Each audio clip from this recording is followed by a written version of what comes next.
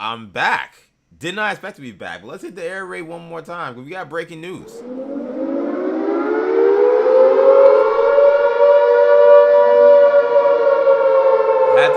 Had to hit the air raid one more time because we have breaking news, and this one is a stunner.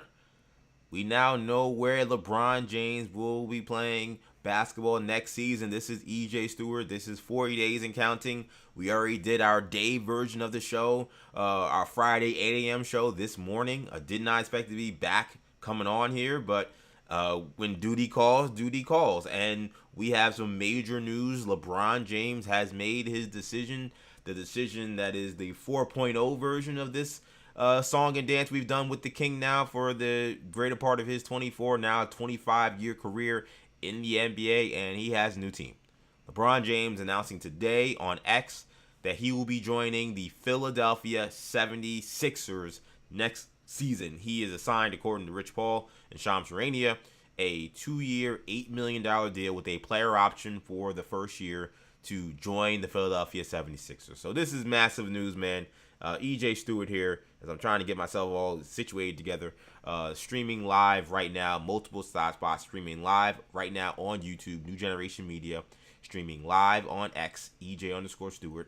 X didn't throw me off today, so didn't do good for the first show, but wanted to be okay for this one. So we got, I'm on X, I'm on Instagram as well, where I will be in a second as soon as I hit the right buttons, because again, I just threw myself up here.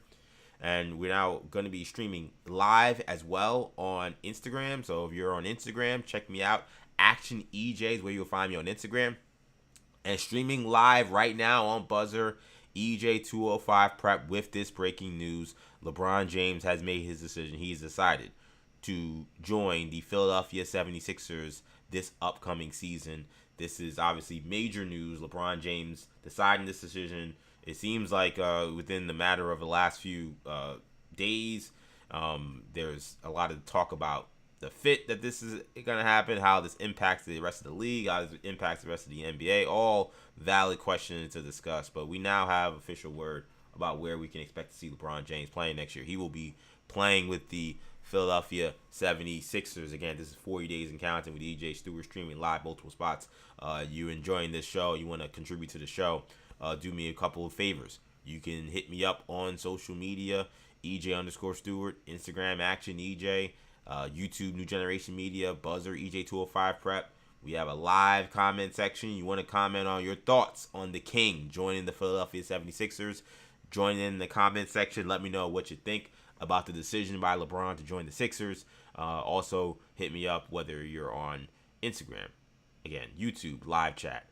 We have, again, a chat as well on X as well. Wherever you're at, jump in the chat if you want to talk about the King making the decision to join the Sixers. And this is big news.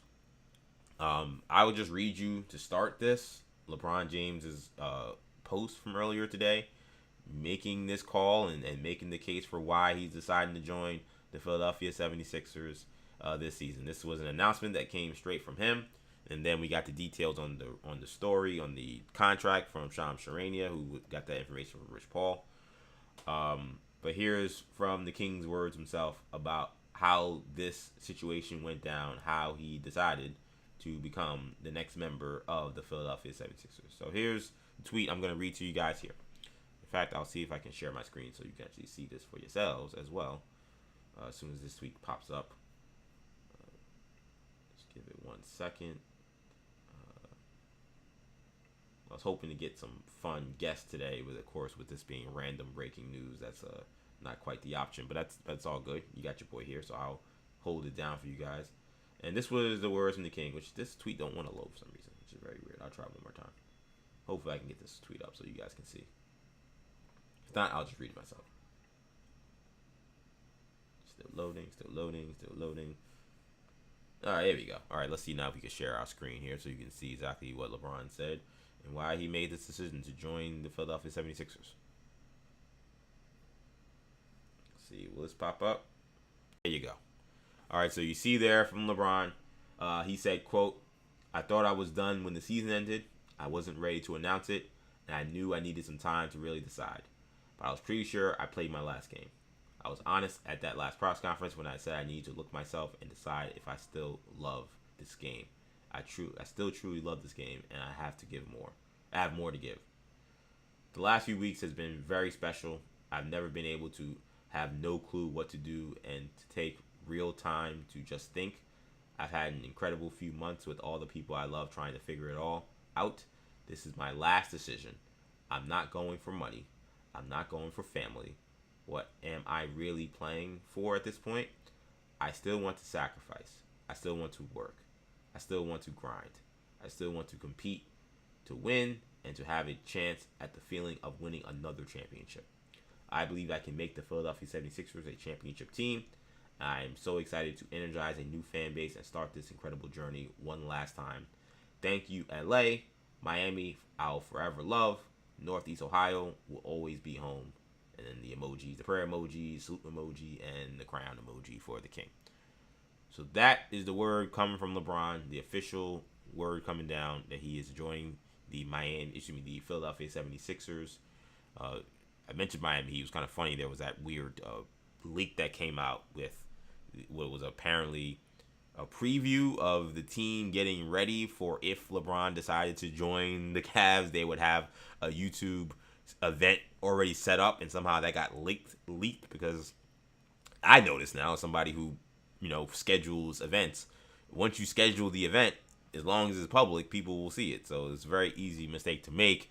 People thought maybe that was a peek into what was a decision that was already made that maybe the Heat were trying to get a head start on. I never really quite believed that, because to me, it's just, I don't think you're telling some, and I don't want to call them an intern because that's always like disparaging. Like, these people are professionals, but I don't think you're telling like a digital professional, hey, like LeBron's coming here, but keep it hush hush, but get the stuff ready. I don't think you're doing that. I really don't think that's the person of all the people that be sworn to secrecy. I don't think that the digital person is going to be one of the folks that's going to be in the know about LeBron James getting ready to join the Miami Heat. So I never really quite bought that. I thought that was simply just a mistake for people trying to be aggressive and be, proactive about when and if that would happen, to be ready and not have to do all this work afterwards. And that turned out to be either erroneous information, or if you tend to believe it, maybe it was he at one point was going to go to Miami and then he changed his mind. We'll see what the real story was. Maybe we'll get it, maybe we won't. But let's just talk about the Sixer front on this. Again, this is 40 days and counting, the bonus version, as we discussed LeBron James' decision to join the Miami. Excuse me, I keep saying Miami. His decision to join the Philadelphia 76ers. I don't know why I got Heat in the mind. I think because I keep seeing that picture of him in the black jersey, which is the black Sixers jersey, but I'm used to that jersey being a Heat jersey for so many years. So on the Sixers front, I think you have to say that this is obviously a win. I think you'd prefer to have LeBron James and not have LeBron James, especially if he was going to be joining one of the Eastern Conference other contenders, whether it had been the Cavs or the Heat, the two teams that were supposedly in the mix when he was coming up with making this decision. So that's a win in itself. It's one of the reasons why at one point in time I actually wanted the Knicks to pursue him, because I said, listen, if LeBron's not on one of those teams, in theory that keeps him away from making those teams better. So I think with the Sixers, that's the automatic initial W, that you once again really, I think, stamp a real spot, your real place as a true threat to the New York Knicks, maybe the number one threat to the New York Knicks in the Eastern Conference. So that's number one. Number two, I think when you look at a team that, from me watching them from a distance, it felt like that it was a squad and a nucleus that just didn't know how to win. Like, it just seemed like a team that, whether it was injuries, whether it was poor play, whether it was not coming up for the moment, whatever the case may be, for a team that has had talent in various different iterations with this Joel Embiid era, to me, it always kind of came down to his health and their inability to step up when they need to win the toughest games, when the pressure is at its highest, when the intensity is at its most high, and then also just when your basketball IQ and your guile and your savviness is what's going to get you by, not just talent, not just effort. That's what NBA playoff basketball is about.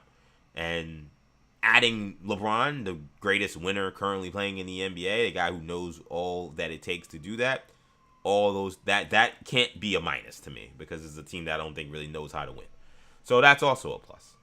And then the natural, just forget about like fit for a second. Just the raw talent that you have in this starting lineup is pretty intense. It's pretty solid. It's not solid. It's elite. You have a backcourt that is still one of the best backcourts in the NBA. Tyrese Maxey is a perennial all-star at this point. And VJ Edgecombe had a really awesome rookie year in his first year in the NBA. So your backcourt is rock solid. Small, but very dynamic, very explosive, very fast. You have on your wing Jaylen Brown, who you replaced with Paul George. He may not be the spot-up shooter Paul George is, but he's better at almost everything else that Paul George would bring to the table. He's a better attacker. He's a better defender at this point in his career. He's way more durable. So Jaylen Brown, the guy's an all-NBA player, very well could have been all-NBA first team given the season he had this past season for the Celtics. That's a huge upgrade over what they had in Paul George. So that's a plus. Now you add the King. He replaces, I guess, Kelly Oubre in theory. I mean, what are we talking about? Obviously, LeBron better than Kelly Oubre. And then now you got Joel Embiid at center. And the Joel Embiid aspect of this, I think, brings up the first question mark. But before we get to the question marks and to the detractions about why this may not work, I think when you look at just the raw talent level that this team now has in the starting lineup, you have to say, okay, that is a team that has serious firepower. I mean, that's a starting lineup of guys, 4 guys who are perennial all-stars, and a 5th guy in Edgecombe, who projects to be an all-star, at least in my opinion. So that's a damn good starting lineup, just in terms of raw talent. I think when you think about the rest of just the roster, it's a team that added Anthony Simons in free agency, which I thought was a shrewd move because he's a guy that's a microwave scorer, a guy who's been maybe miscast as a starting point guard, and a guy who's miscast as like a potential franchise cornerstone. I don't think he's quite that, but coming off the bench, he's somebody that can definitely fill it up. They added, obviously in the draft, LeBron James, one of my favorite picks in this draft. I thought the Simons pick kind of made it a little redundant, but I think that he's a bucket, and I think he's going to be a very good NBA player. They also added Dean Wade, your typical kind of glue guy, defender. When he's shooting the ball well, he can hit up a spot-up jump shot. Your guy who's not going to really ask for a lot of attention, ask for a lot of shots, but is going to do a lot of the dirty work. So they've pieced together a pretty nice rotation. For a team that lacked depth last year, this isn't the deepest team ever, but it's a team that certainly has way more depth than it had last year, and now it's got way more firepower in the starting lineup. So from that standpoint, the Sixers overall are just a much more talented team. So that, for all the reasons in the world, and for a team that, again, could not get to the conference finals, there's no risk, really, in bringing in LeBron James from that standpoint. And when I look at where they stack among the Eastern Conference teams, I think given the just raw talent they have, I'm slotting them as the biggest threat to the Knicks getting to the Eastern Conference, getting to the NBA Finals again. I think we look at the teams in the East. Cleveland has had what I think is issues regarding what's in the chest and what's in the head. Do they have the heart? Do they have the brains to do what it takes to beat the top teams needed to win an NBA championship? They have just never displayed that. It's not to say that they may never will, but we've seen this nucleus now for a little while, and it's not going to take a radical change this offseason. So I just don't know really how you could put your eggs in the Cavs basket at this point. So I'm kind of out on them. Pistons, we still don't know how they're going to supplement help for Cade Cunningham and more offensive punch. I'm not really crazy about the Pistons. Celtics just lost Jaylen Brown and replaced him with Paul George. I do not think that makes them a better team. We'll see if Jason Tatum's more healthy. Good team, but I don't think a great team. Miami Heat, now without LeBron James, they have Giannis, they have Bam. They don't have a lot of shooting around him. So I just think when you look at the East is pretty good. I think it's a conference now. All that Eastern Conference and all that nonsense about the West being so much better was nonsense last year, and I said it was last year. But I think certainly now people will look at the Eastern Conference a lot differently, considering what Philly has done, considering what Miami's done, and with Indiana coming back into the fold after what they did last season, the previous season, when they went all the way to the NBA Finals and took the Thunder all the way to 7 games, and had not been for a torn out Achilles from Tyrese Halliburton, they may have won an NBA title. So the Eastern Conference is loaded. They, of course, have the reigning NBA champion New York Knicks. So I think when you look at the Sixers from that standpoint, I'm putting them at number 2. But it doesn't mean this move doesn't come with some risk. it doesn't mean this move isn't an absolute silver bullet that absolutely makes this a home, like I don't want to say home run, because it's a home run, because like, why not? But it's just in terms of the sense of like this actually being something that gets them to a title, because as LeBron put in that tweet, this is about winning a championship. Like, and it probably would have been. I'll be honest, I'm torn about whether or not he should have said that. Like, it's quite obvious that with the team they put together, that championship should be the goal. But for a guy who's 41 years old, he's putting, again, the absolute highest expectations on a nucleus that has not played all that much together, obviously, now that LeBron and Jaylen Brown are there. And it's put the expectation for a city that already is brutal, has put the expectations at a massive, massive high right out the gate prior to even stepping on foot in Philadelphia. He's saying this is all about a quest to win a championship. Even if we know that is true, I wonder if it would have made more sense to come more with the approach of, nothing's going to be given. If we want to be a contender, that title is going to have to be earned. Like, I think there was a way that I may have spoke about this that would have been a little different, but there's no denying, given the talent that's on this roster, that you have to say that this is a team that should be trying to win a championship. That's clear. I'm not surprised, because I think LeBron has, I think, A, this is what he wants. I think he does want to compete for a title. And B, I think he has a little bit of, he has a savior complex. I think if someone he's been called a savior in multiple places he's gone. I think he has a savior complex. I think he has a white knight complex, and I think he does want to see himself as the person that's going to put a franchise that hasn't won a title since '83 over the top. I think that is something that really appeals to him. We saw the Rich Paul podcast he had with Max Kellerman, where he said, "Listen, if the Knicks hadn't won a title, there would be no conversation. He'd be joining the Knicks." I think some of that would have been, again, the idea and the possibility of being the finishing touch on bringing back a championship to a city that hadn't won a title in a while. It's like we talked about when we was trying to go back and forth about where LeBron was going to go. And I thought, Brian Windhorst was very smart when he made the case that everywhere LeBron hasn't really wanted to go places. He hasn't done the Kevin Durant, where he's like, let me go to a team that's just recently won and and just jump on what they're doing. Like, he has typically wanted to go to places that haven't won in a while or haven't won at all to be the guy who puts them over the top. Like, he joined the Heat. They had been, at that point, 4 or 5 years removed from the last NBA title.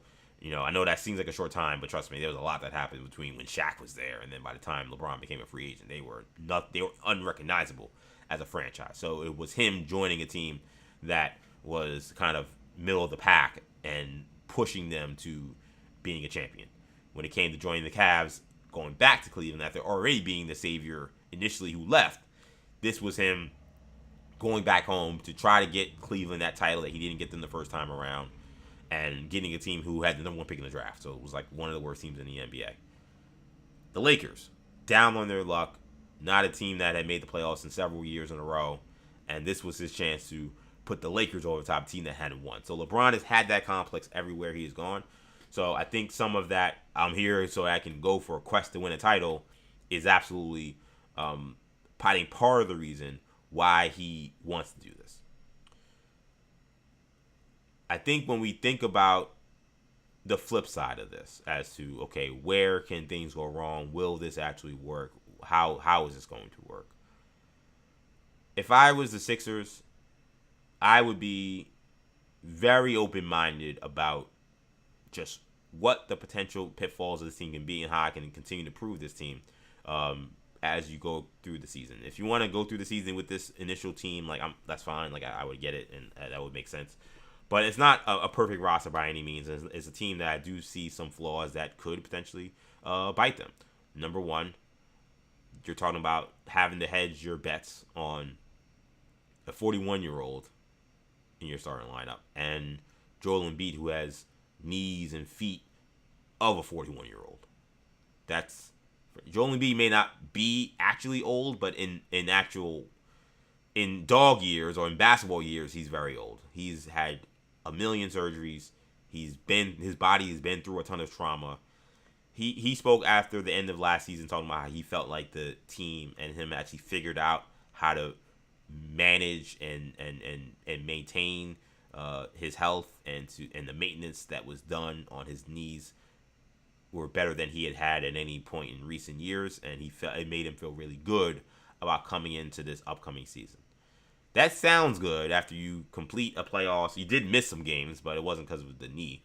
But you complete a playoffs where you at least finished the series. You didn't play every game against the Knicks. You missed one game, but you finished the series.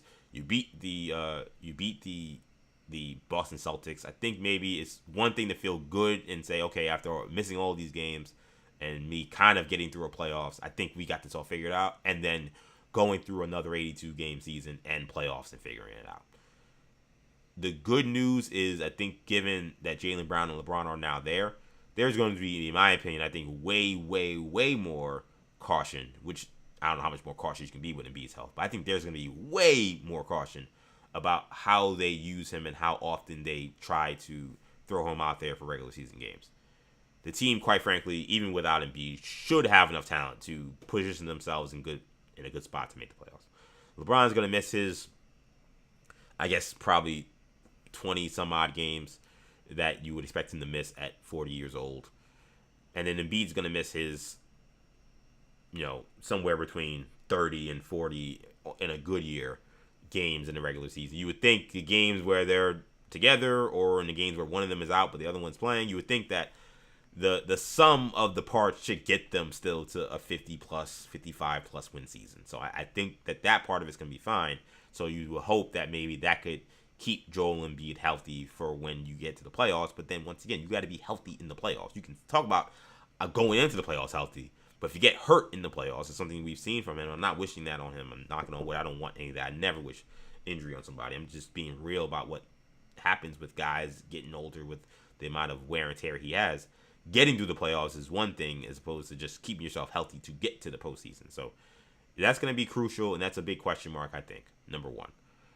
Number two, this team doesn't have shooting, which is why I said I think the team needs to be open-minded about how they move through this season.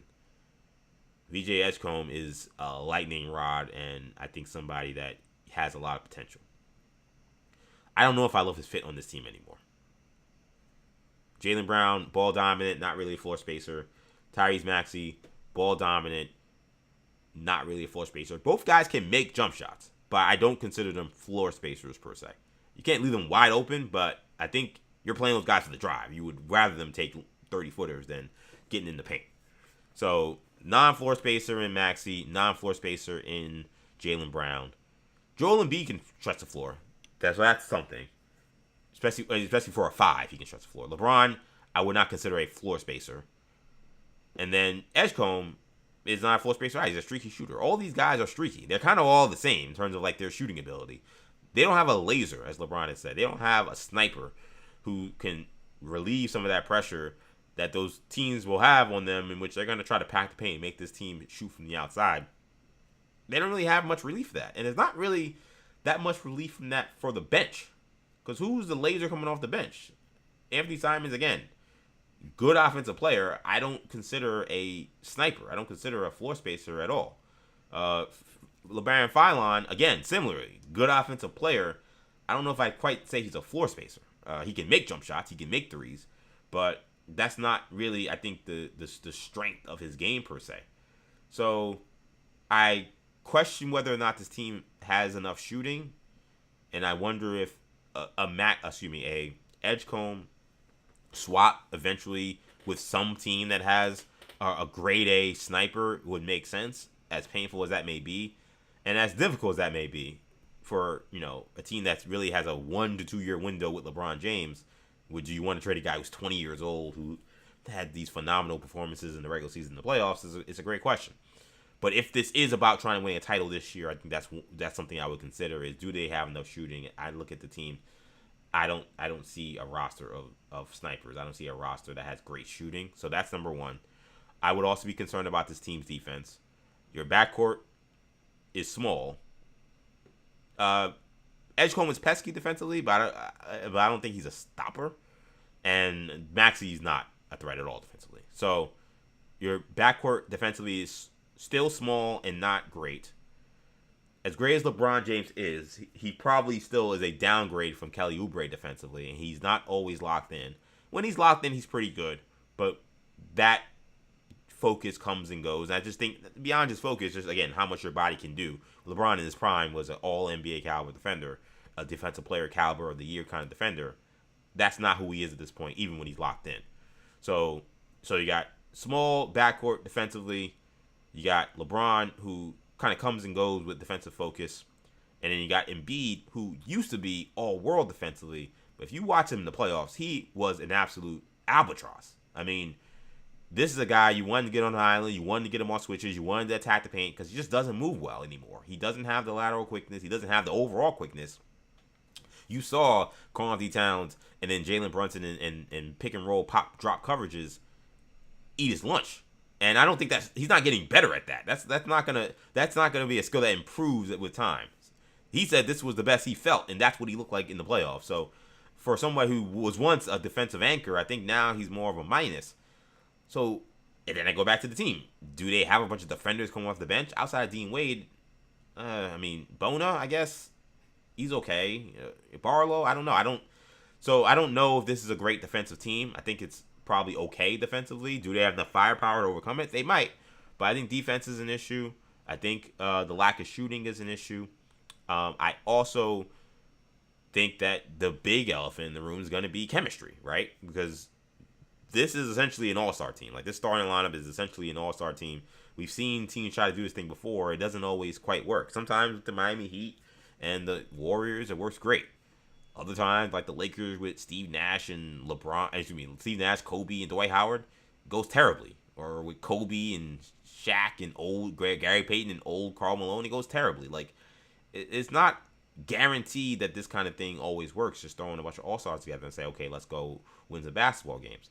So I think there's a chemistry thing that's going to be important to see as well. Like, I right now would not pick the Sixers to win the NBA championship. And I don't think I would pick them to come out of the East. So I think I still would lean New York.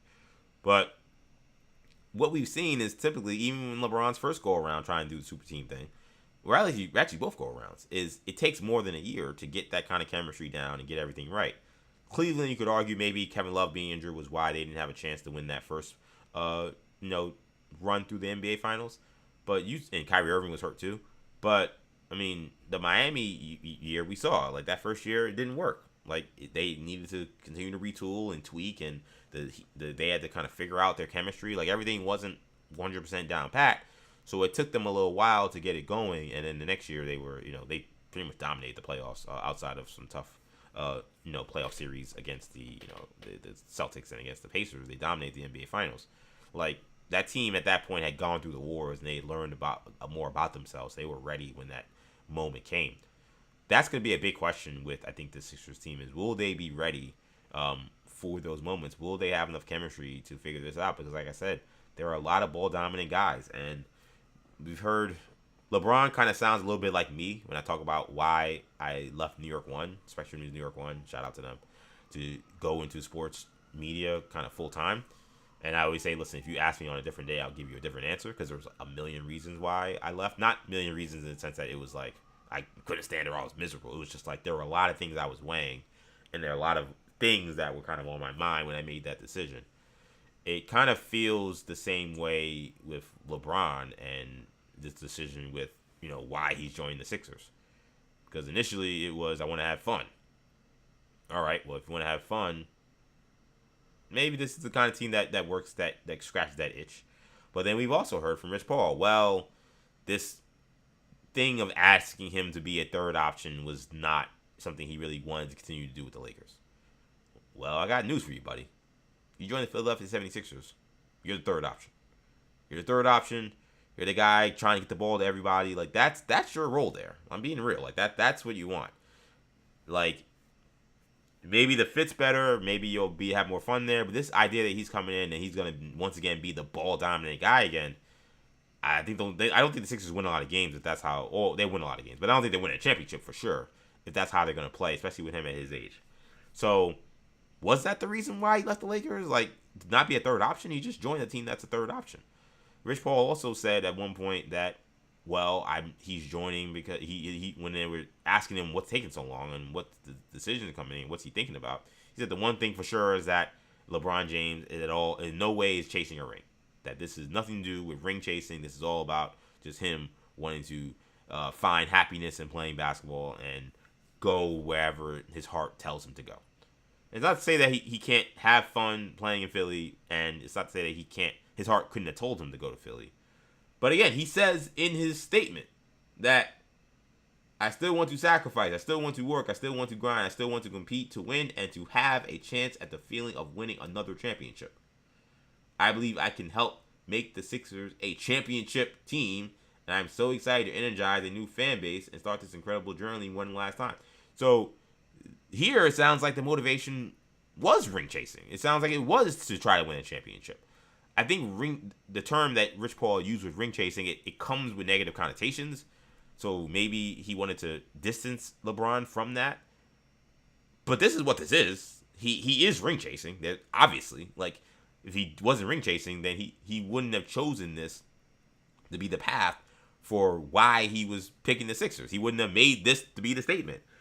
Once again, Dave McMenamin also posted on social media. He's an ESPN writer. He's pretty locked in terms of everything LeBron James.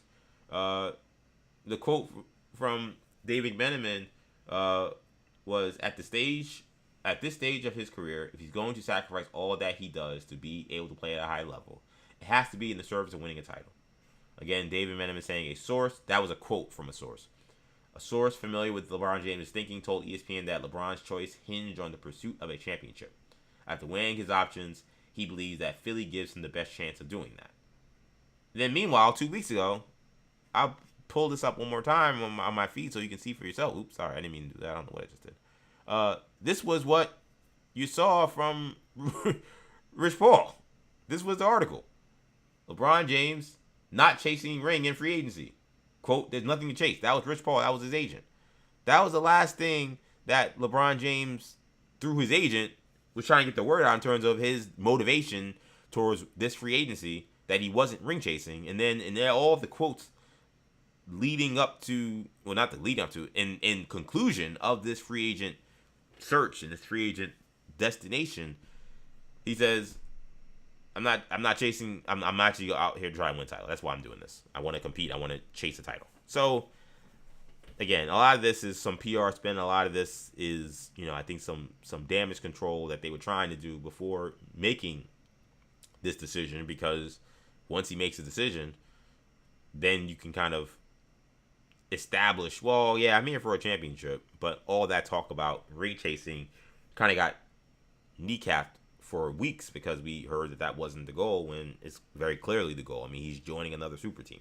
This is a super team. Let me be clear. It doesn't mean they're going to win a title. We've seen super teams lose. But this is him in his final act in the NBA joining another super team. Which, to be honest, is kind of quite fitting. Like, he is not the first person to, I guess, join a super team in theory. But he really popularized and really kind of made his own the idea of player empowerment and maneuvering pieces to put yourself in the best position to play with the best players possible to win a title, in turn making a super team. He popularized that. If you want to fight about, why can't the 80s Lakers be considered a super team? Well, a lot of those guys were drafted to the team. That's like, Kareem was already there. Like, it wasn't, these guys didn't make machinations and change teams in order to make their situations the situation that they inherited. They joined those teams. Same thing with the Boston Celtics. This is not a team that, they traded for guys, but it wasn't that, like, Larry Bird said, send me to the Celtics. He got drafted there, right? Kevin McHale got drafted there. Like, it was different. Bulls, Pippen and Jordan were drafted together, right? So those aren't the super teams in the same ilk the way LeBron has joined super teams, where he has got Bosh to come join the Heat with Dwayne Wade. He got Kevin Love to come and join him with the Cleveland Cavaliers and Kyrie Irving, right? He got Anthony Davis to get himself out of New Orleans and finagle his way to the Lakers, right? I don't know if I call that Lakers team a super team, but that's what I mean, though, when I'm saying Like, that's what he's known for. So, or at least, he's known for a lot of things. That's definitely one of the things he's known for. So it's kind of fitting that this is how he's deciding to make this his final act. This, I'm putting on a new jersey in the quest to make a championship by playing with a bunch of all-stars. For someone I think has been sensitive, because we've seen Rich Paul and himself try to push back against the narrative that he's this team hopper and he's this guy that is just going from super team to super team. In some ways, I feel like he kind of went back to his nature. And he's like, listen, I'm not going to play again. I'm not going to play with a bunch of scrubs. I'm going to play with the best people possible, the most stars possible. And where it's at, okay, Philly, all right, that's where I'm going. It's a little different. Like, it's not like he formed this team. He didn't tell the Sixers to trade for Jaylen Brown. Like, that trade fell in their lap, right? He didn't tell them to draft Edgecombe and draft. Like, those guys just got there. But he is definitely putting on the added piece to kind of piece together, again, what is a super team. Chemistry, defense, and three-point shooting, I think, will be the three things to watch as to whether or not this team can do what they want to do, which is win an NBA championship. But they became interesting. I think there's a no-brainer when it comes to first game of the season. Got to be banner night at Madison Square Garden with Philadelphia traveling to New York to face the Knicks. Adam Silver, if you're still pondering, you're still wondering, you're still trying to figure out who Knicks should open up against for banner night, I think your decisions and your thoughts and your bulletin boards and any kind of preparation you did, I think all that you could throw in the garbage. We know who we want to see in the opening game of the season. We want to see the Knicks get their rings, banner, get raised up to the Garden rafters, and on the opposite side, you got the team now poised to be their biggest threat to try to repeat in the Eastern Conference in the Philadelphia 76ers that have now added Jaylen Brown, a Knicks rival who played on the Celtics, and now just added LeBron James, who for a lot of his career was an adversary for the Knicks. Not in this way that he's been an adversary for the Celtics where they've played games that really mattered, but he's kind of always been this golden goose who spurned the Knicks and then seemed to love to dance on their grave. Now he has a chance to be, once again, the ultimate, now real adversary. Because, they played once in the playoff series. The Heat smoked the Knicks, who were playing without Jeremy Lin in a playoff series, and that was not even competitive. Otherwise, there really hasn't been a big LeBron versus Knicks playoff moment and rivalry that could be built other than kind of more off-the-court stuff and fan stuff. Now it becomes real. Knicks and Sixers, obviously real rivals in the Atlantic Division. Playoff animosity that is real. And now maybe a team finally that actually can lace up the Knicks' boots finally, or their sneakers, right? They can lace up Jalen Brunson's Kobe's. Like, the Sixers at all, not in no way could hold up their own in this rivalry from a winning standpoint. There have been competitive games, but they haven't been able to beat the Knicks on a consistent level. They got destroyed in this year's playoffs. A couple years ago, they lost in 6 games. So now, okay, let's see, maybe real rivalry can brew here. And LeBron James adding to that, certainly I think is great for the league. There's no question at all what the first game of the season should be. It's got to be LeBron and the Sixers traveling to Madison Square Garden on banner night as the Knicks get their rings. And you see Knicks-Sixers on opening night. Sixers Christmas Day game now becomes interesting too, because now they're a team that absolutely plays on Christmas. They probably would have got it anyway, but now I think they're a lock. There's a lot of ways you can go. You could do Sixers travel to Cavs. You could do, I think, probably the way I would go is Sixers go to Boston. That's what I would do. I would do Jaylen Brown and LeBron James, who, for some of the last reporting we heard as we led up to this decision today, was that the Celtics are the last team he'd ever play for in the NBA. Like, he has a disdain for the Boston Celtic organization that is very real, and he would never consider playing for them. So I think him joining the Sixers is perfect, right? That is, in the Eastern Conference, arguably the Boston Celtics' biggest rival. You can make the case it's their biggest rival, period. But definitely in the East. I think the Lakers are probably their biggest rival, but that kind of makes it easy, right? You just, all right, LeBron and Jaylen Brown, who got jettisoned unceremoniously by the Celtics, y'all going right up to Boston on Christmas Day to face Jason Tatum and Paul George and Mitchell Robinson and the Boston Celtics. That to me is just obvious, right?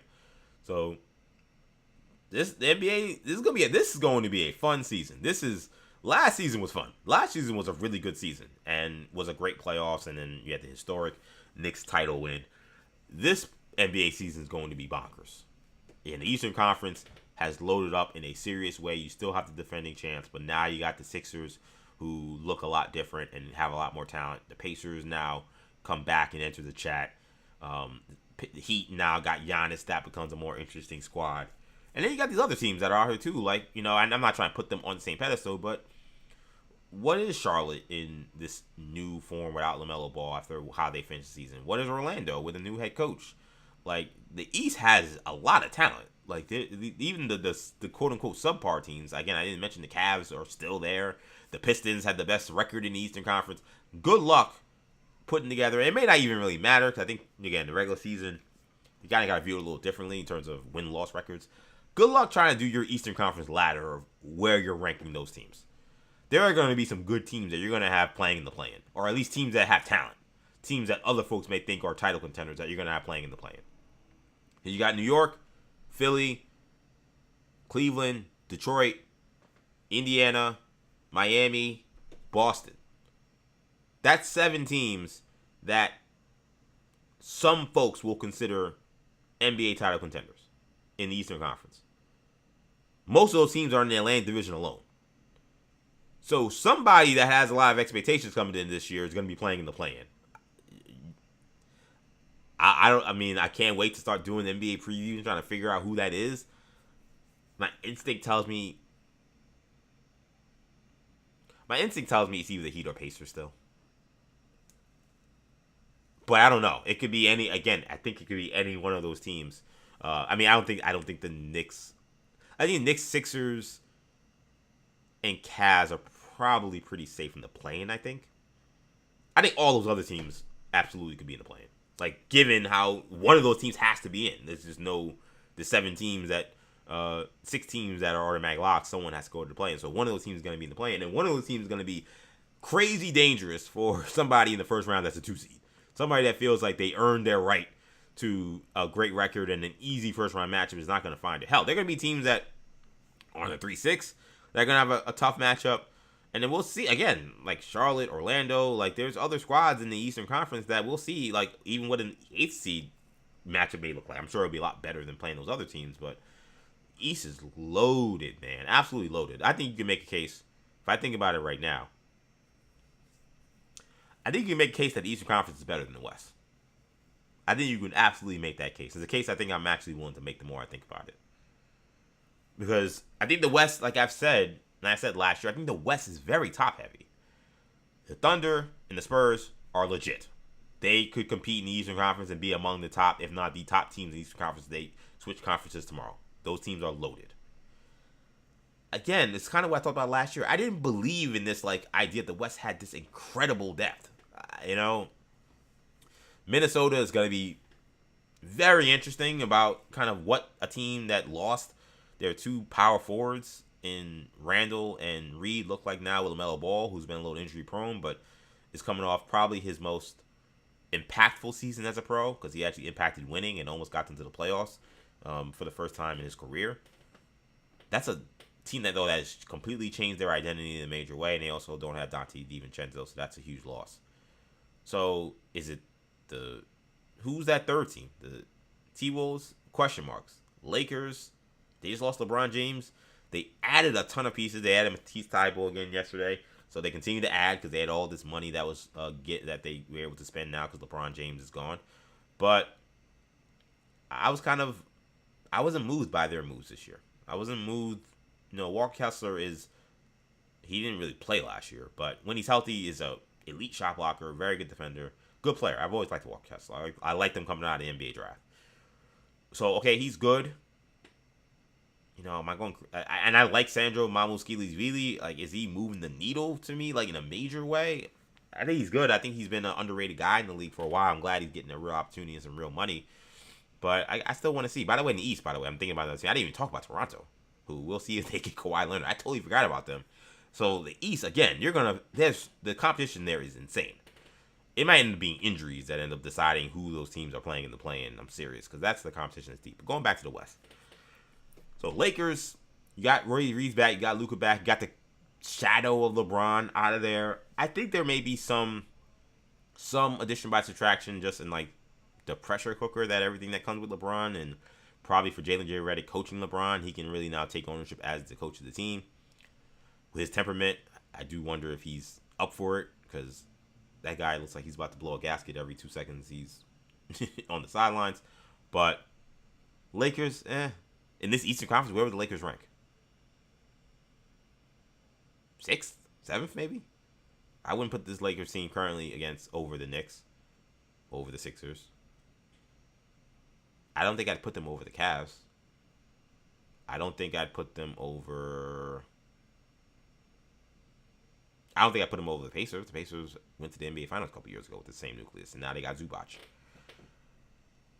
I mean, Detroit was better last year.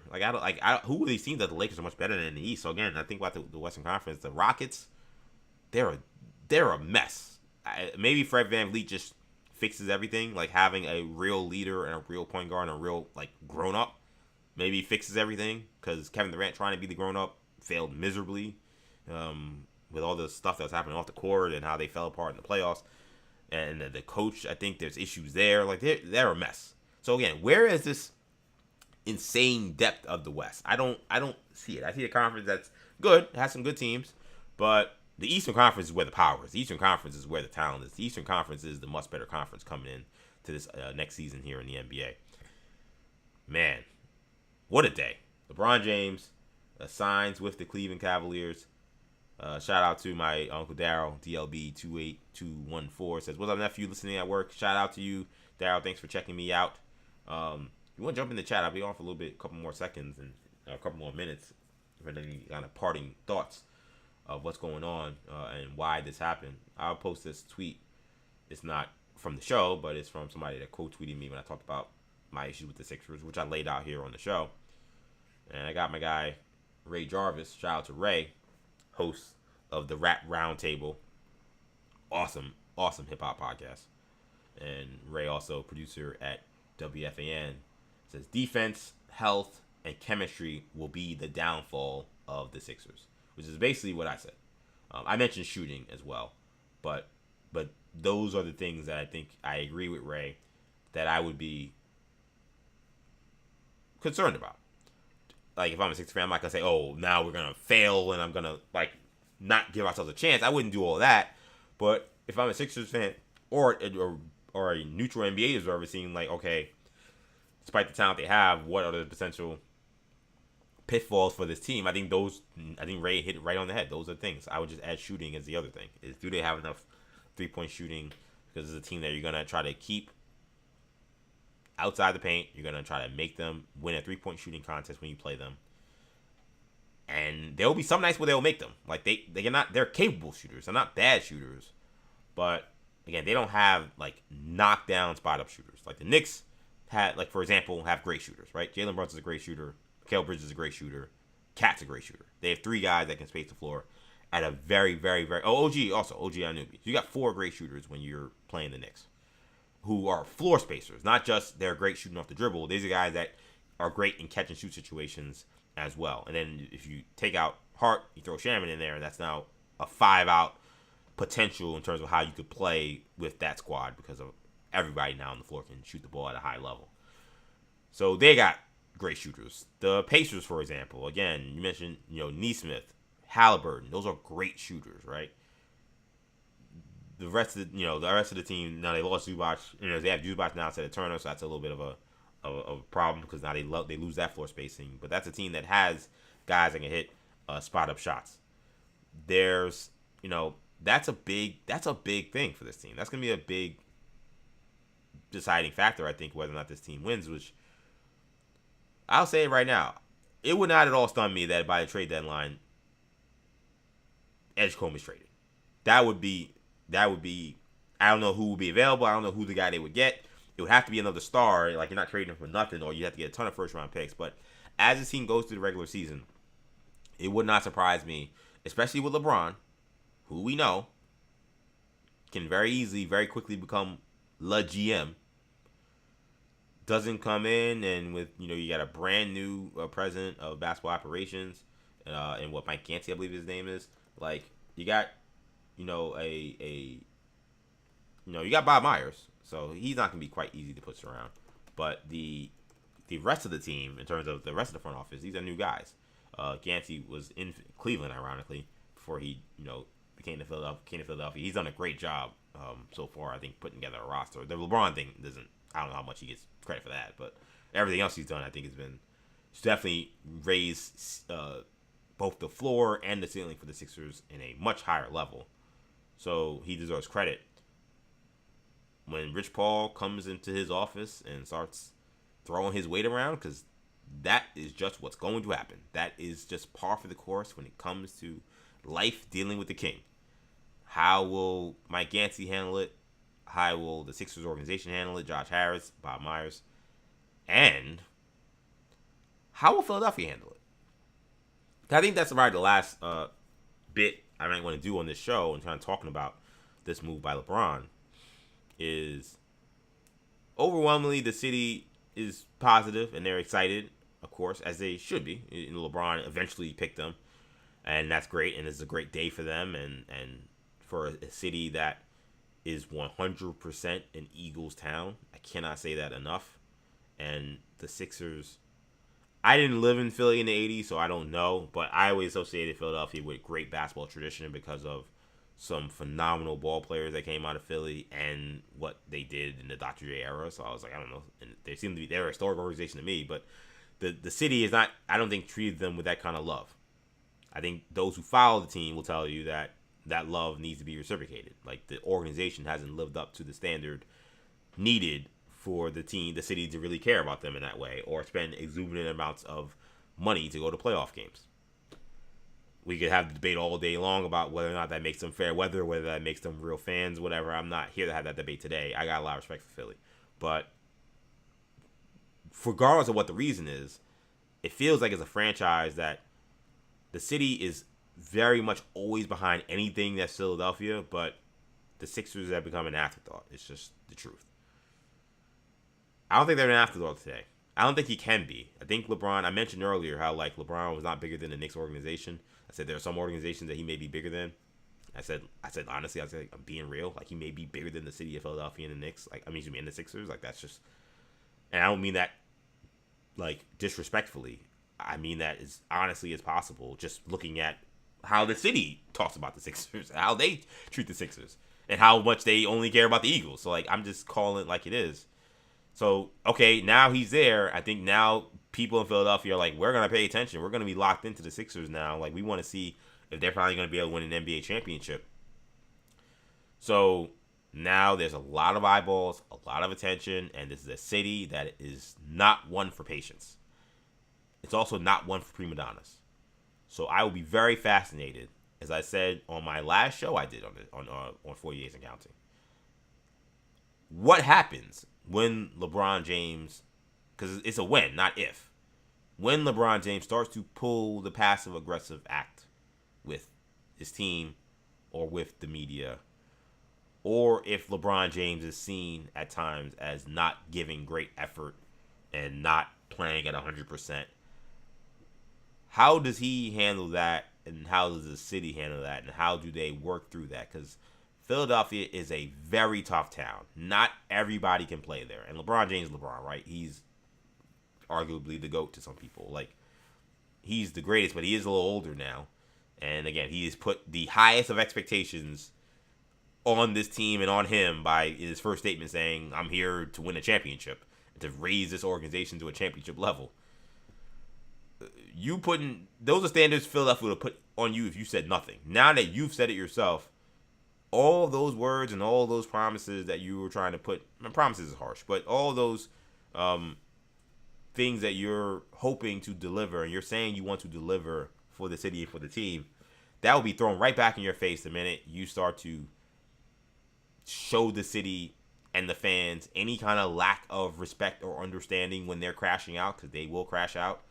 Anytime that you try to big time the organization in a way that the fans will look at as not part of the team and not part of the collective, and you kind of going for yourself, all that stuff that I think he kind of got away with in LA. Like I mentioned before, people in LA, they talked about it. They complained about it. They were going crazy. And it's LA. It's a huge market.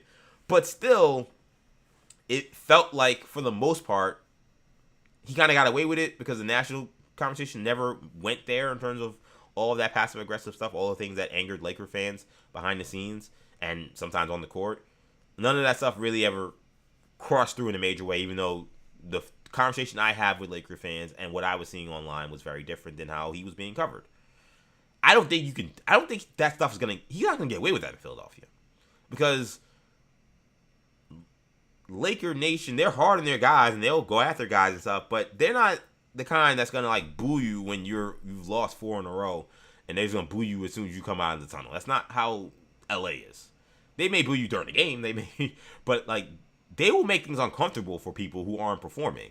So for LeBron's sake and for everything, like I would be careful about, again, trying to pull a lot of that passive aggressive stuff, thinking that's gonna work out for them, because he is somebody who, again, he's bigger than a lot of NBA franchises, a lot of NBA cities, and I think he's bigger than this city. But this city will fight back and push back against him. If they're not winning, and if anything looks like something that can be blamed on him, he will be the first to get the blame. Easy.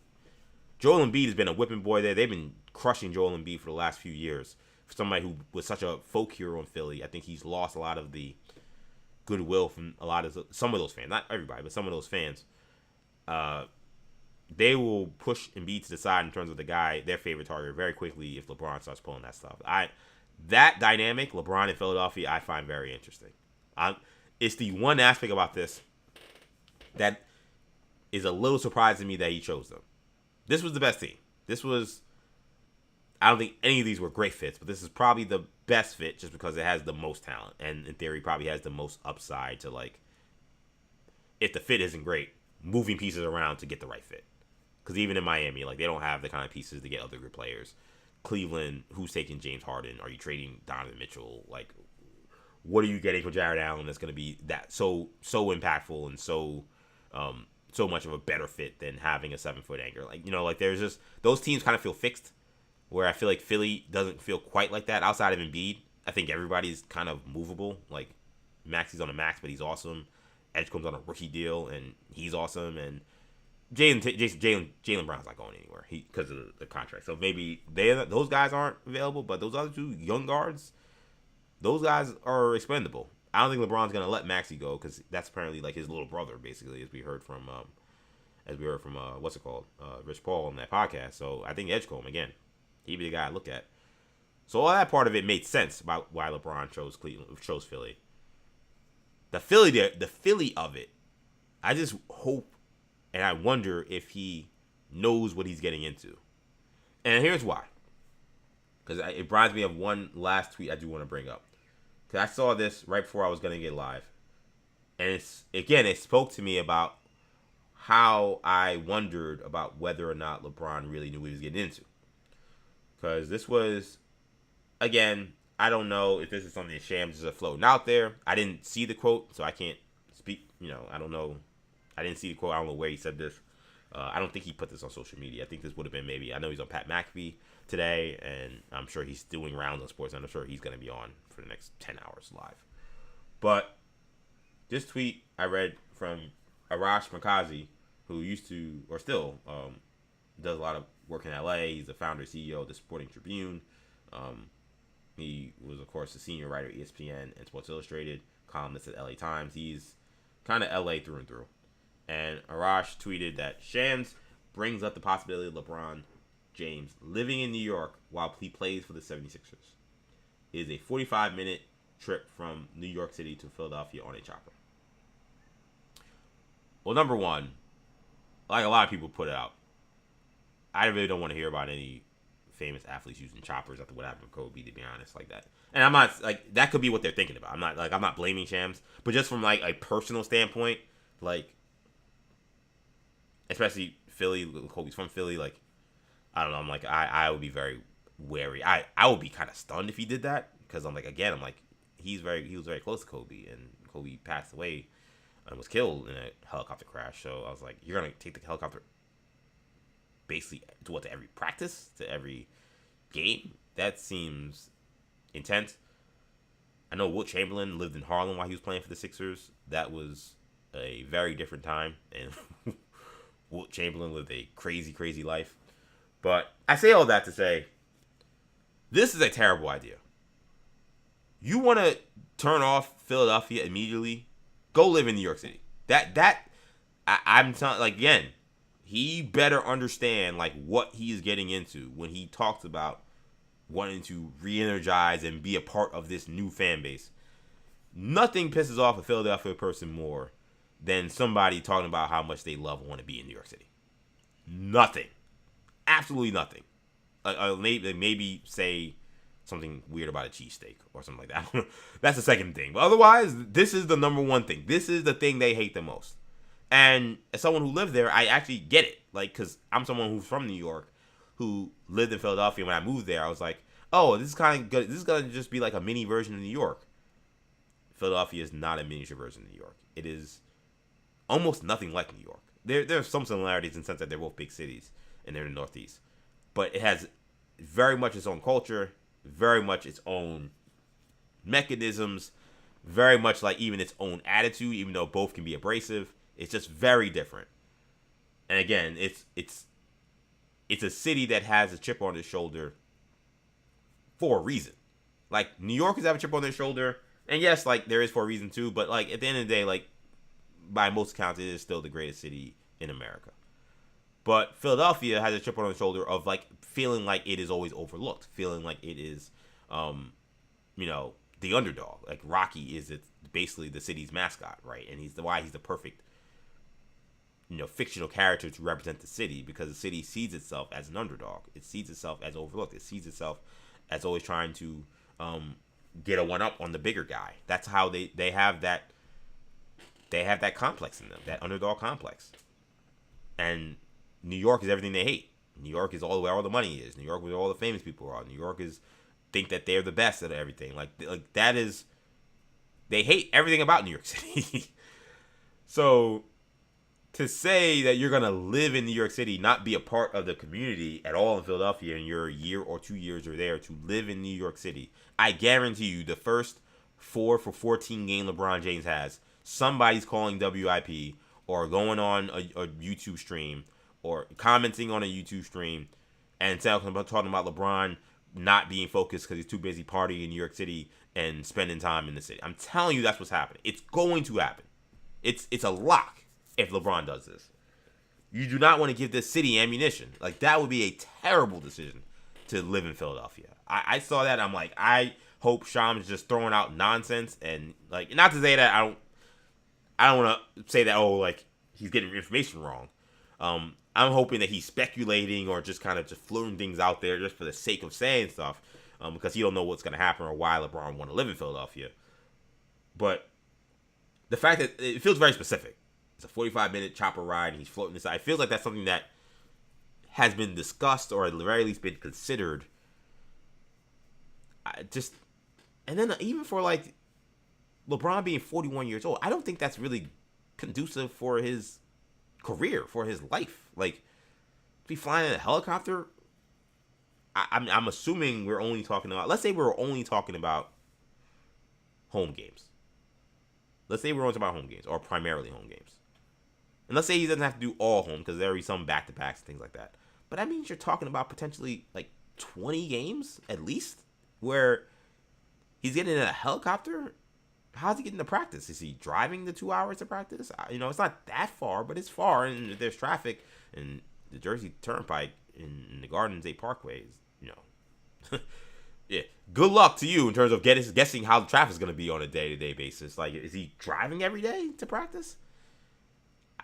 That's a lot.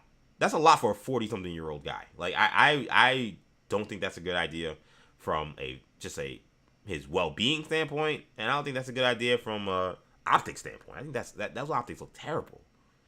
Hey, I'm so happy to be back in. I'm happy to be here in Philly. I'm so happy to be here in Philly to embrace this community, embrace this fan base. I'm going to live 2 hours away in the city you hate the most, because that's where all my friends and the stars and all the glitz and glamour are. And I couldn't go to the Knicks because they won a title.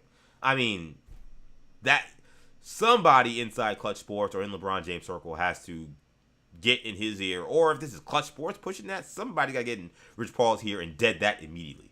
That will not work in Philadelphia. They're happy today, and they'll read that and maybe feel weird, but whatever, they'll move on. Again, the minute this is a reality, and the minute they first face adversity, this is going to be the number one topic on WIP on a day, on certain days. Like the day he's late for a practice, or we get stories that he was late arriving to a game or anything like that. This becomes a thing. He should not live in New York City. He needs to live in, suburban New Jersey, like all those other guys do, or in Philadelphia or in suburban PA. It's very nice over there. Like it's nice. Like he could have a really awesome, fun time there. Like it's not like, it's obviously not, if you're looking for like glitz and glamour and stuff for a billionaire to be in a billionaire's playground. Like, yeah, Philadelphia is not the place, but Philadelphia's cool. I always say, like, I'm a New Yorker, and obviously I have family lives in Pennsylvania, but not in Philly. They live about hour plus, I would say, outside of Philadelphia.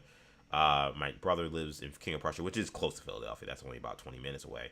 So, but then I lived in Philadelphia for a semester of school. I did my internship at WIP, and I grew to really like Philadelphia. I really did, and got all love for the city. LeBron, if he embraces the city and embraces it for what it is, I think he could have a ton of fun. I think he could enjoy it. But you have to embrace it. Like, if you're gonna try to do the 1 foot in, 1 foot out thing, and only half embrace it and really embrace more New York City lifestyle, that would be a mistake. I think that would be a huge mistake. Big news, man. Big news on LeBron James joining the Sixers. Wondering if there's any last bit of information that maybe I missed while I was doing this show. I don't think there's been anything I've seen. What I have seen is Kentavious Caldwell-Pope, apparently, according to Evan Sidery, is expected to reach a buyout soon, and he could be one of the players that could follow LeBron to the Sixers. He would be a good, decent piece, because he is somebody that his shooting has been streaky, but when he has shot the ball well, he is somebody that can definitely space the floor. He, of course, won an NBA championship as a floor spacer playing with LeBron James when he was on the Lakers during the bubble title. So KCP could be a good fit. He plays defense. A little older. He's 33 years old. He has not shot the ball great the last few years, which is why his value has plummeted. He went from being a 40% three-point shooter with the Wizards and with the Nuggets and with the Lakers to 31% last year. With the Grizzlies, the year before that, he was 34%. So he's got to find his shot, but he is the kind of profile of player that would make sense that they would probably want to have in their rotation. But yeah, this is wild. I'm just looking once again to see if there's anything else that we've learned. Apparently, according to Josh Shapiro, the governor of Pennsylvania, he's officially proclaimed July 24th, 2026, LeBron James Day. Official proclamation by the governor. I can show you guys this if you want to see it. There you go. By the governor. So again, and Josh Shapiro is a huge sports fan, like huge sports fan. There are a lot of people who fake the funk about like sports, and we've seen that. Like New York's governor said something about like, who was he? He was trying to say something about the Knicks, with Trump going to the Knicks game, and she tried to make an analogy like, oh, I bet she doesn't know anything about the '93 Knicks, something like that, or something weird. And everybody's like, '93 Knicks didn't win a title. Did she mean '73 Knicks? Because it was a terrible look. It was a terrible look. It was a obvious flop. My friend Maggie Gray, shout out to Maggie Gray, she had a fun idea for a job. She was like, I would love to have the job where I could be the sports consultant for a politician. I don't want to do anything involving political work, anything involving policy. I don't want anything to do with that. But I would love to be the person who, when it comes to having to make sports statements, make sports appearances, make anything related to sports, and to make sure that the politician comes across as authentic, I want to be that person. Because I have all the sports knowledge. I know fan bases. I know how teams work. I know everything about that. And a lot of these politicians that they show all the time are so clueless that I'd be a great consultant for that. And I'd probably make a lot of money because there's a lot of money in politics. And I was like, you know what? That's not a bad job. I would take that job. I would do it. I would have saved Kathy Hochul that grief of screwing up when the last time Knicks won a title But Josh Shapiro is somebody who does not need that. He is somebody who, like, if he could, he would probably spend his time calling the WIP to argue about the Philadelphia Eagles because that's how much he loves the Eagles. But he's also a big Sixers fan. He's a big sports fan. So officially LeBron James Day in the state of Pennsylvania. Oh, this is pretty funny. I'll show you guys this. This is kind of a fun part of the show, just showing you guys stuff. Sorry for those on the podcast who are like, I can't see any of this, but I'll try to explain it. You have the VJ Edgecombe doing the LeBron James meme of what is my life? This is crazy. You remember he has that picture of him in the shot, or like in the it's that weird picture. It's funny though, of him in like some like luxury pool, and his shirt's off, and he's like just holding his face, grinning, like I can't believe this is my life. Oh my god, or whatever he said. And VJ Edgecombe working out fittingly in the workout room, realizing LeBron's coming, and that's his reaction, which is pretty funny. That's a really funny reaction there from Sixers second year player now, VJ Edgecombe. Let's see if there's anything else interesting I'm seeing on social. Curious.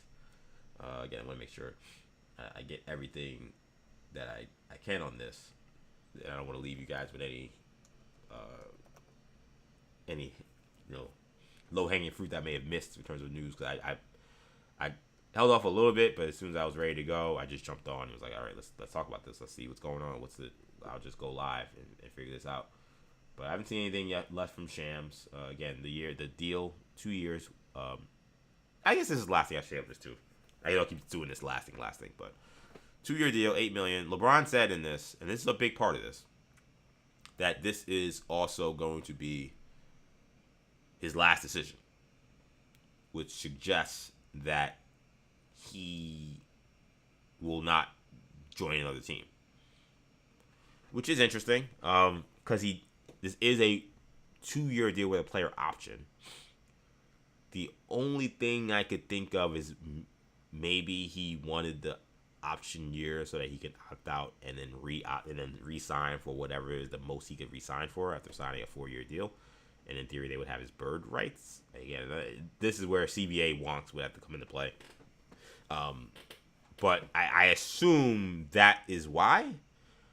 But the 2-year deal with the option was interesting. The option part was interesting. I'm like, well, if this is your last decision, why do you have a player option? I assume that's only a money thing. That's like, hey, listen, I'm playing for $4 million this year, which is pennies for what he's worth. Like, if I could make a little more money in my second year here, and if I want to play again, I would like to. So I think that's what this is.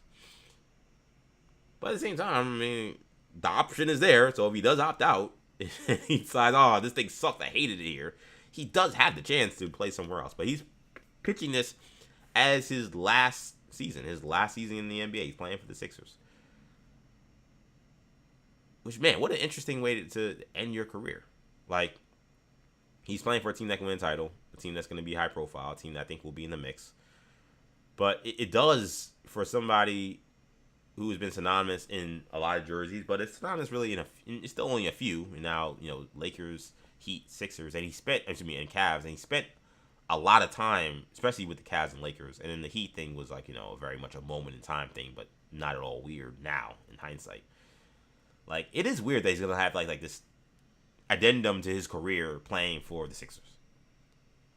This team is way better than Mike playing for the Wizards, but I part of me does wonder, like, is this gonna be like a Mike on the Wizards thing, or like a Willie Mays playing for the Mets, or like a lot of those great athletes who ended their careers on teams they probably had no business ending their careers with.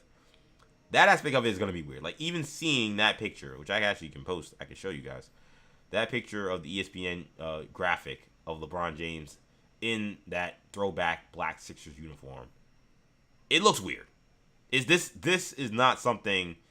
It's gonna take a while for me to get used to this. I'm being honest. This is not something that looks natural to me. I think when he's wearing the blue and white, that's gonna look even more weird. It's a weird look.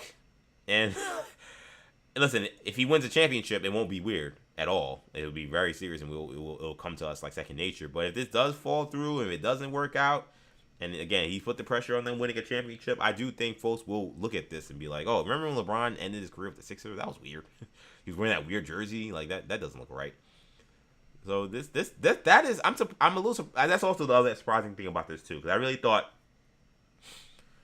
as much as listen, I said from a couple last week or whenever I last talked about that, I said, listen, if he's waiting all this time, I don't think he's doing this to go to Cleveland. That feels like a kind of a no brainer. Like, why would you have to like talk yourself into going back there? If either you want to go back to home and finish your career where you started, or you don't. Like, it's kind of simple. So the fact that he waited that long to me told me that he didn't want to go back there. I think a lot of this maybe came down to, again, I think it came down to lifestyle and championship chances. I think he weighed them. I think lifestyle, he probably would have preferred to live in Miami. I think for championship, he would have had to go to Philly probably to make that more plausible, and he was weighing that, and that's why maybe the living in New York thing has come up. I don't know. But I thought especially because so much of his case for being the GOAT, something that he has said, something that a lot of the people around him have said and his fans have said, has been this idea of longevity. And look how great he's been for so much of his career. And think about all those athletes that at the end of their career played on some weird team and like it was like kind of a bust. Like they always mention, remember Mike in a Wizards uniform. Like LeBron has never had that. He's never gonna have that. Like this does give him the window to have that potentially. Again, I think the Sixers would be a much better team, so I don't think it will go that bad. But in terms of how he plays and what his career is like, how does that look? How does how will we remember LeBron James the Sixer? Because it's such a short amount of time. It very much is like Michael Jordan playing 2 years with the Wizards. Again, much better team, but that's a window into this that I do think is just very fascinating and one we're going to have to continue to explore. We got some comments in the chat.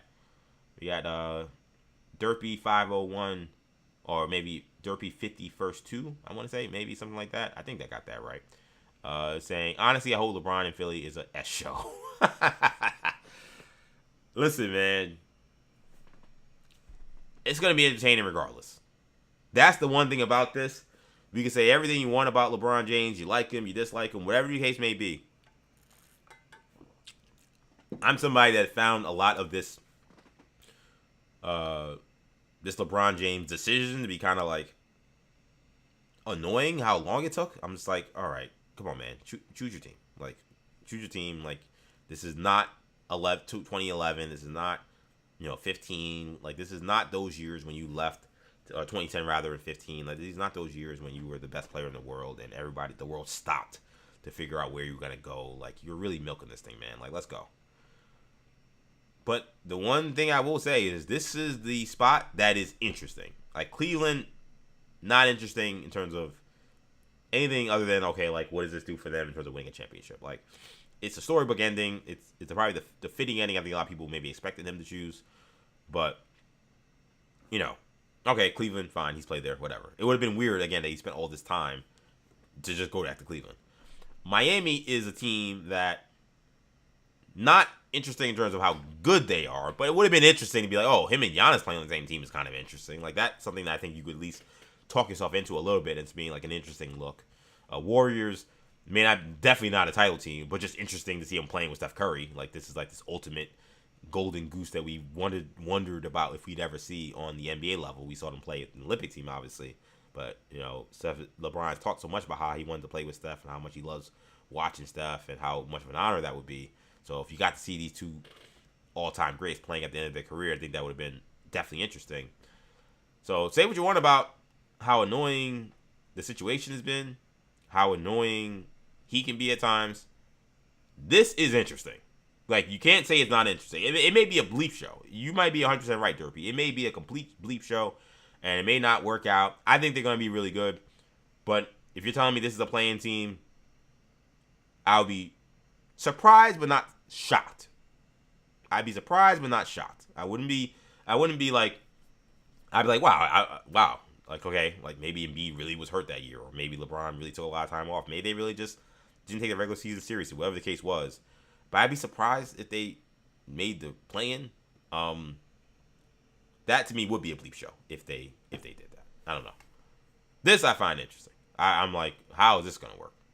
The Jaylen Brown aspect of it, the fact that he very publicly, or not, he didn't do it publicly, but he did it in public. Didn't know he was being recorded.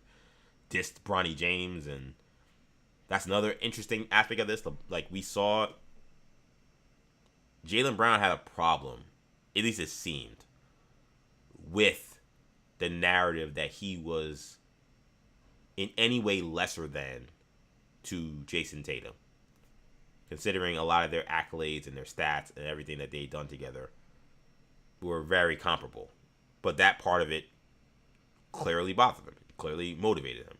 He talked about, like, when Tatum got hurt and they said, oh, this is a gap year because they're not going to do it with Jaylen Brown's their leader. He took that personally. He said that. So for somebody who I think he would self-describe himself as a free thinker, somebody who is definitely someone outside the box in terms of how they view kind of everything, the world, and just everything, how he approaches life, how he approaches basketball, how he approaches career. How he does in the LeBron James orbit, I think, is also kind of interesting to watch. Like, I'm very fascinated to see how that goes.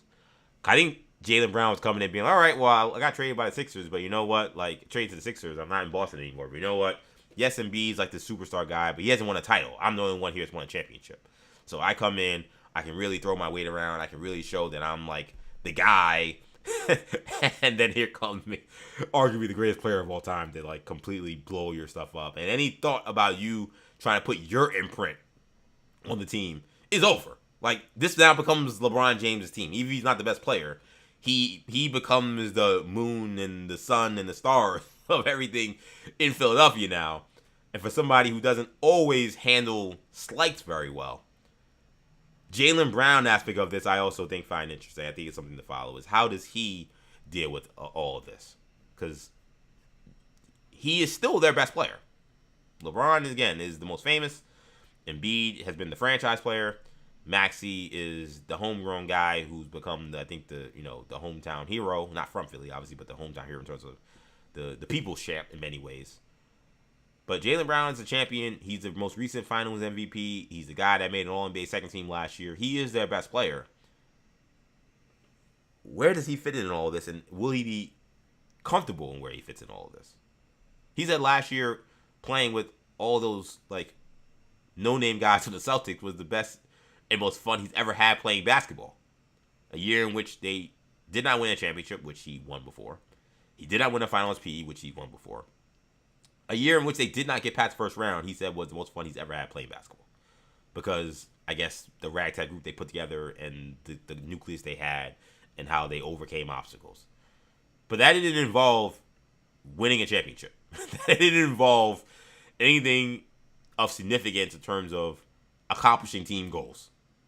And that's what he said was his best year, his favorite year playing basketball. Now he's going to a place where the guy coming in who is taking your thunder is saying that championship is the goal. Championship is why I'm coming here, and I'm the finishing piece to put us over the top.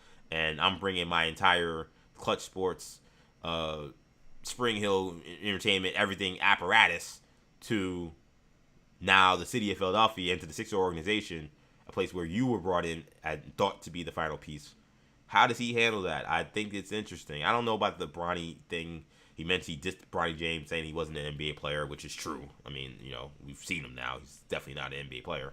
But, like, LeBron said that I was water under the bridge when he said that. He didn't say that expecting he'd have to play with Jaylen Brown for 82 games. I think they were coming up to the All-Star game when he said that. Or actually, that was when he was talking about the MVP race. He was saying how, like, Jaylen Brown was being overlooked. He didn't know why. And he's like, listen, I know he said that thing about Bronny. I hated him for that. But it's fine. I don't care about that anymore.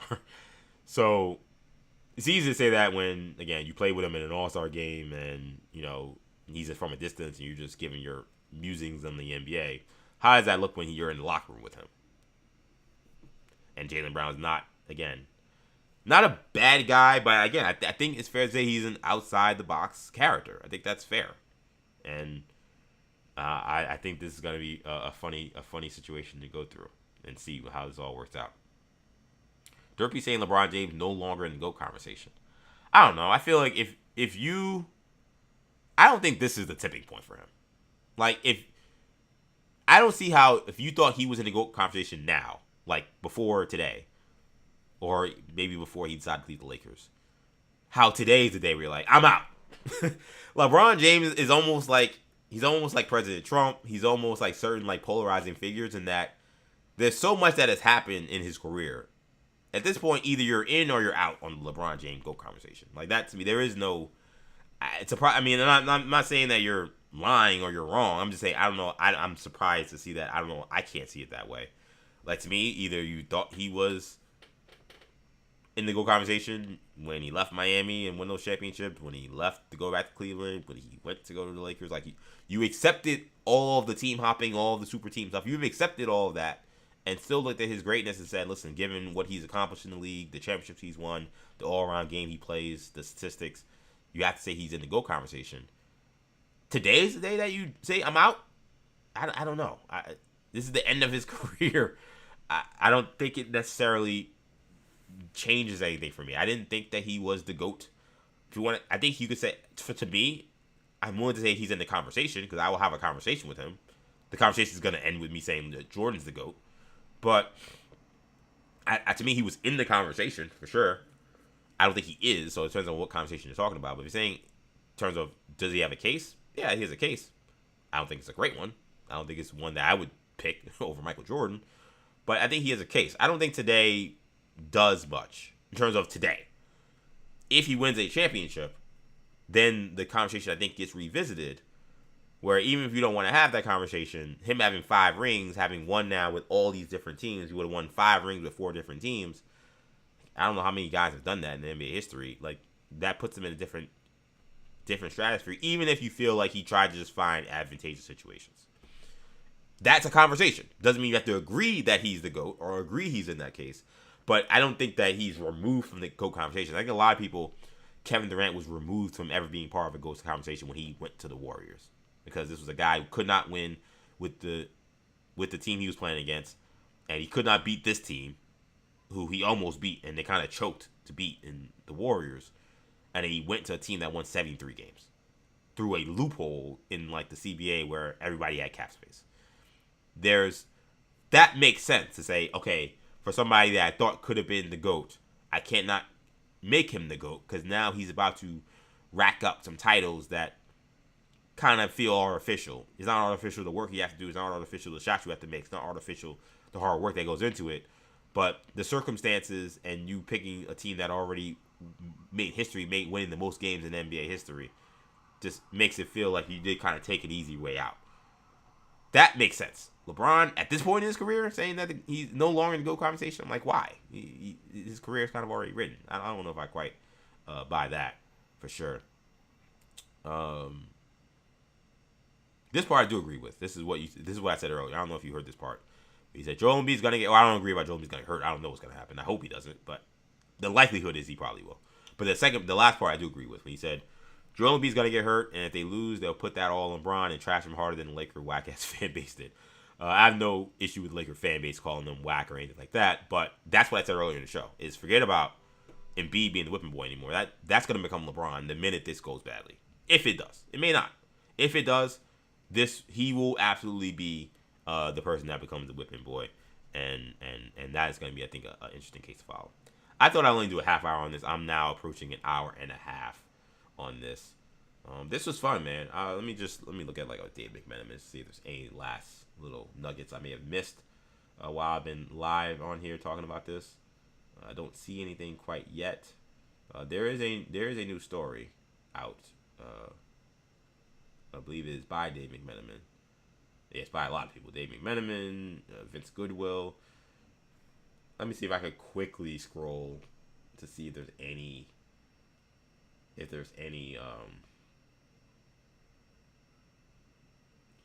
notes here. Dave McMenamin also mentions, by the way, and I'll share this article as well so you guys can see what I'm reading. Dave McMenamin also mentions the point about the fact that Shams Charania reported is a possibility only that I'll highlight this so you can see because obviously there's a lot on this page. But let's see. There you go. The fact that James could live in New York City and commute to Camden for practices and Philadelphia for games, as ESPN Shams Charania reported, is a possibility only added to the appeal. That is a terrible idea, man. I'm telling you, that is a terrible idea. Paul said earlier that the Knicks had not won the NBA title, it would have been an easy choice for James to go to New York. Going to the Sixers could allow him to still live in New York City if he accomplishes his goal, win a title for a fan base that waited decades to host the Lombardi Trophy, the Larry O'Brien Trophy. That is a terrible idea. I cannot stress enough how ridiculous that is to me. Like I think if that is really he really is considering saying I'm going to. Sorry, didn't mean to do that. Am I muted? Yep, I am probably muted. Oh, no, I'm not muted. Sorry. No, if he really decided I'm going to actually live in New York City while this is happening, that would come on, man. I'm sorry. That would be a really bad decision. I cannot do not understand it at all. Trying to see if there's anything else from this article. This was again, multiple ESPN insiders were on this, including McMenamin, Vince Goodwill, and other folks. Ben Gover, also shout out to Ben Gover, very good reporter, also on this. Trying to see if there's anything else. How does it impact? Okay, this is actually interesting. How does it impact Philly's books? For starters, Philadelphia had only the veterans minimum to offer. LeBron James signed a 2-year, $8 million contract. That salary at $3.9 million is just 2.3% of the salary cap for one of the greatest players of all time.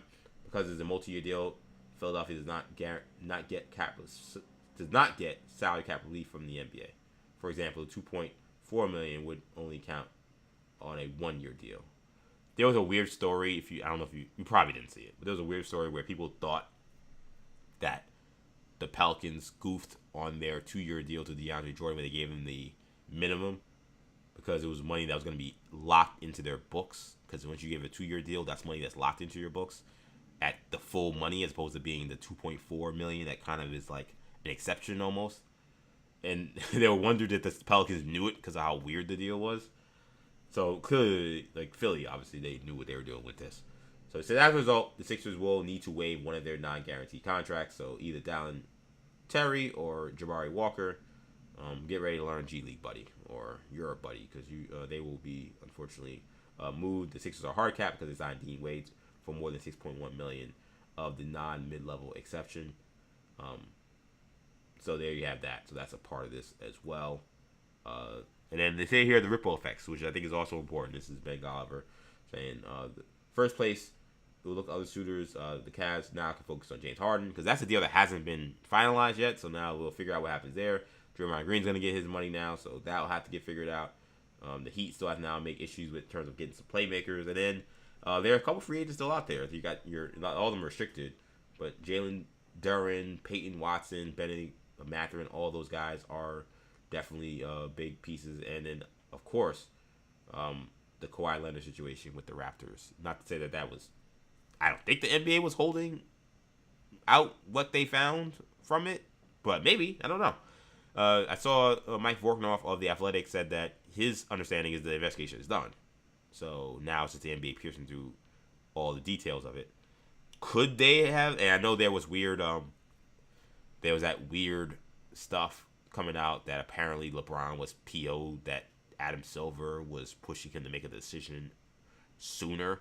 And that's part of the reason why he was like waiting just to like spite Adam Silver for even asking him to speed up his decision. So like maybe there was some element where he was like, hey, I'm taking my time here. Like I don't know what's going on. And maybe the NBA was like, we want to get rid of this Kawhi news, but we don't want to put out, this Kawhi news and then you announce any day now. That doesn't make sense. So I don't know if maybe that's what they were waiting for. They want to get the LeBron stuff out of the way, the good stuff out of the way, and then drop the hammer on Kawhi. I don't know. But that is an interesting element there. Let's see why, and this is the last one, why he didn't choose the Warriors. So this is according to Anthony Slater.